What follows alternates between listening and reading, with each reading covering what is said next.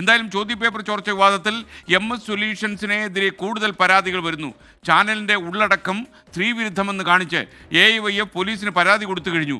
ആരോപണങ്ങൾക്ക് പിന്നിൽ മറ്റ് ഓൺലൈൻ ലേണിംഗ് പ്ലാറ്റ്ഫോമുകളാണെന്ന് MS സൊല്യൂഷൻസ് CEO ഷുഹൈബ് പറഞ്ഞു.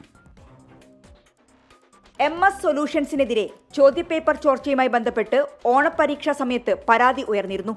കൊടുവള്ളി AEO പ്രാഥമിക അന്വേഷണം നടത്തി താമരശ്ശേരി DOയ്ക്ക് റിപ്പോർട്ട് സമർപ്പിച്ചു. പരാതിയിൽ കഴമ്പുണ്ടെന്നും സംഭവം യാദൃശ്ചികമല്ലെന്നുമായിരുന്നു റിപ്പോർട്ട്. പോലീസ് അന്വേഷണം വേണമെന്ന ശുപാർശയും റിപ്പോർട്ടിലുണ്ടായിരുന്നു. ഇതിലെ ചോദ്യങ്ങള് ഇവർ പറയുന്ന പല ചോദ്യങ്ങളും പിറ്റേന്ന് വന്നിട്ടുണ്ട്. അത് യാദൃശ്ചികമല്ല. കൂടുതൽ ചോദ്യങ്ങൾ അങ്ങനെയുള്ളത് വരുമ്പോഴേ സ്വാഭാവികമായിട്ടും ചോദ്യം ചോർന്നതാവാമോ എന്നുള്ളൊരു സംശയം ഉണ്ടായിരുന്നു.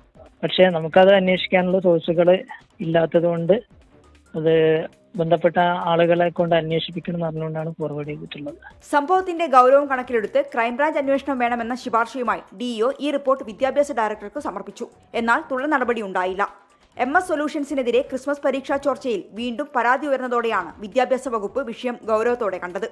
പ്രത്യേക അന്വേഷണ സംഘം രൂപീകരിച്ച് അന്വേഷണത്തിനൊരുങ്ങുകയാണ് പോലീസ്.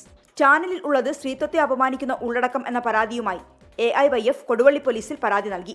ചോദ്യപേപ്പർ ചോർച്ചയ്ക്ക് പിന്നിൽ പ്രവർത്തിച്ചത് ആരായാലും മുഖം നോക്കാതെ നടപടി വേണമെന്ന് CPI സംസ്ഥാന സെക്രട്ടറി ബിനോയ് വിശ്വം ആവശ്യപ്പെട്ടു. പരീക്ഷ റദ്ദാക്കണമെന്നും സംഭവം പ്രത്യേക സംഘം അന്വേഷിക്കണമെന്നും KSUവും ആവശ്യപ്പെടുന്നു.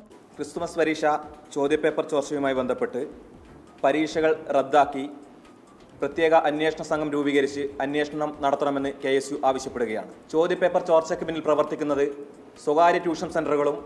എന്നാൽ തന്റെ ചാനലിന്റെ വളർച്ചയിലുള്ള അസൂയ കാരണമാണ് ഇത്തരം നീക്കമെന്ന് MS സൊല്യൂഷൻസ് CEO ഷുഹൈബ്. ഓണപരീക്ഷാ സമയത്ത് ചോദ്യപേപ്പർ ചോർച്ച എന്ന ആരോപണം പത്രത്തിലും മാധ്യമങ്ങളിലും അച്ചടിച്ചു വരികയും കളക്ടറേറ്റിലടക്കം മാർച്ചുകൾ നടക്കുകയും ചെയ്ത സമയത്ത് MS സൊല്യൂഷൻ എന്നൊരു പേര് മാത്രമായിരുന്നില്ല ഉണ്ടായിരുന്നത്. 4-5 പ്ലാറ്റ്ഫോമുകളുടെ പേരുകൾ ഉണ്ടായിരുന്നു. അത് ഒരു ഒഫീഷ്യലായിട്ടൊരു പരാതി പോയപ്പോൾ അതെങ്ങനെ MS സൊല്യൂഷൻ എന്ന പേര് മാത്രമായി മാറി? മറ്റ് ലേണിംഗ് പ്ലാറ്റ്ഫോമുകളുടെ പേരുകൾ എവിടെ?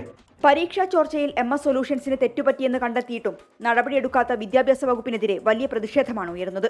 24 കോഴിക്കോട്.